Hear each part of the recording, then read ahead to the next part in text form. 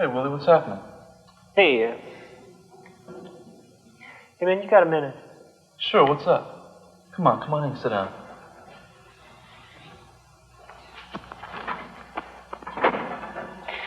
Man, I'm really messed up. Just talked to my wife on the phone and, man, she wants a divorce. She's gonna marry some other dude. I don't know what to do. Man, I gotta get out of this place. Hey, I gotta fix things up. Don't even think about trying to bust out of here, okay? It's only gonna make things worse.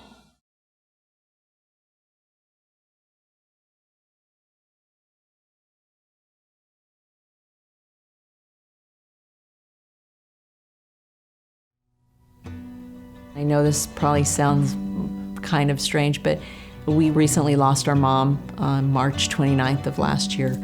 And when I had to come home to tell my brother that, it was hard for me to tell him, but he had just a very soft look in his eyes when I told him. The feeling that I got was, I'm sorry that I can't be here to support you through this time. Even though, we both lost our mom, but I'm in this situation where I can't get up and hug you or say, it's gonna be okay, or we're gonna get through this together.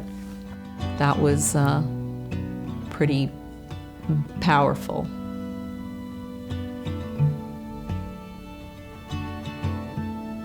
That morning, my parents took him to the hospital. His surgery was supposed to be maybe an hour and a half, 2 hours. I was in school at the time, so when I came home for lunch, I called, and my mom couldn't barely even talk to me. She said, there's some problem, and they haven't really come out. They just keep telling us that, someone will come out and talk to us, and hours went by. When they finally got to go see him, the doctor had said that they were having a problem waking him up from the anesthesia. He was at that time in the ICU, and he was on a ventilator and was pretty much in a coma.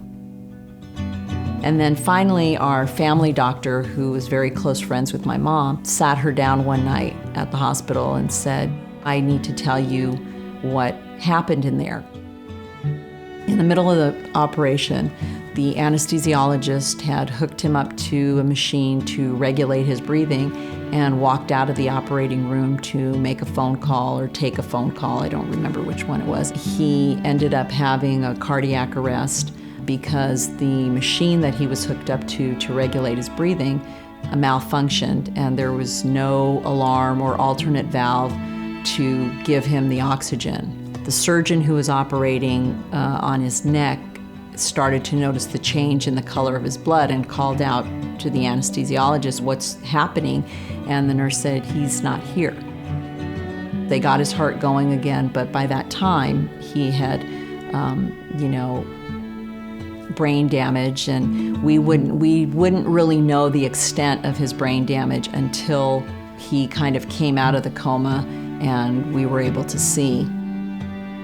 The whole time my parents were saying, he's gonna be okay, everything is gonna be okay, and of course all were hoping that that was the case, but that was not the case. He can't walk, he can't talk, he really can't do anything for himself, meaning care for himself. So he can't feed himself, he can't bathe himself, he can't comb his hair, so he's dependent on someone to do all of that for him. We have an incredible caregiver who's taken care of him for the past 38 years. I'm sure Dickie would not be alive today if it wasn't for her care. I really care for him, Since the day I come to work for him, my heart is broke. When I come, when we give him the spoon of water, he, it turned to be blue.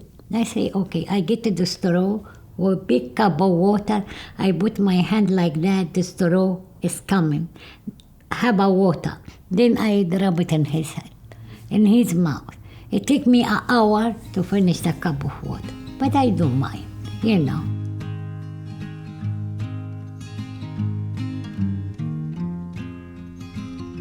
Kawsar will usually get him up. She'll bathe him or shave him or whatever he might need in bed, right, while he's in bed. And then she gets him out of the bed with a lift. Then she'll bring him into the kitchen and she'll feed him. She'll sometimes put him in the living room and sit with him there and watch TV with him. Or if she has stuff to do in the kitchen, she'll bring him in the kitchen while she's doing that and talks with him while she's working in there. Or they'll sit outside in the patio, depending on the weather. Oh, and I do him some exercise. After that, just sit down in the kitchen because his hands do like that. Then I do the finger like this and like that, to try to open it. And I didn't hold it. I just take him to tell him do it. Then he do it for me. Say raise your arm up the ground. He do like this. He do like this. Then we talk. Then we pray. We sit down in the kitchen now before he sleep. I can't sit down until he sleep. Then the two of us fall asleep. And that's it. I feel like a lot of people lost out on knowing my brother. A lot of people were lucky to know him, but so many other people lost out on being able to know him if this would have never happened. I feel like he's my son. Really. I tell Rosie, when you have no chance and I'm still well, I'm not gonna let him go.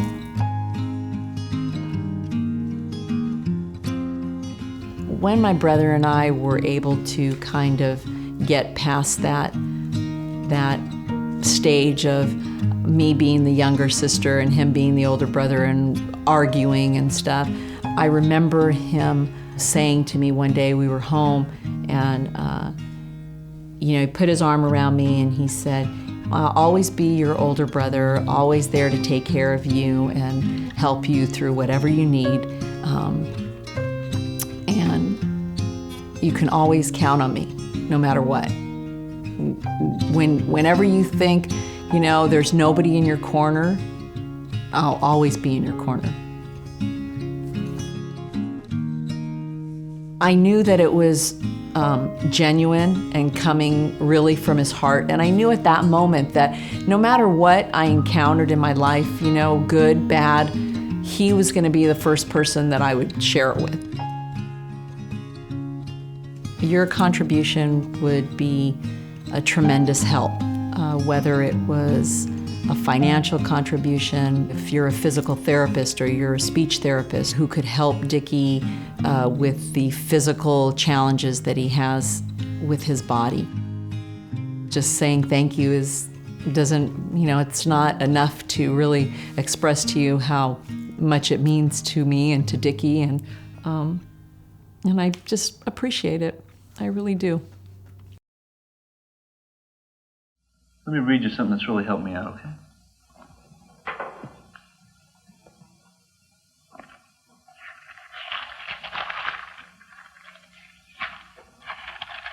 Here we go. It says here, be anxious for nothing. Be anxious for nothing, but in everything, by prayer and supplication, let your requests be made known to God. And the peace of God, which surpasses all comprehension, shall guard your hearts and minds in Christ Jesus. Willie, when you got a problem, man, talk to God about it. Nothing's too big for him to handle. He's not behind bars or walls. He's free. He can do anything. Just tell him the situation and trust him to take care of it.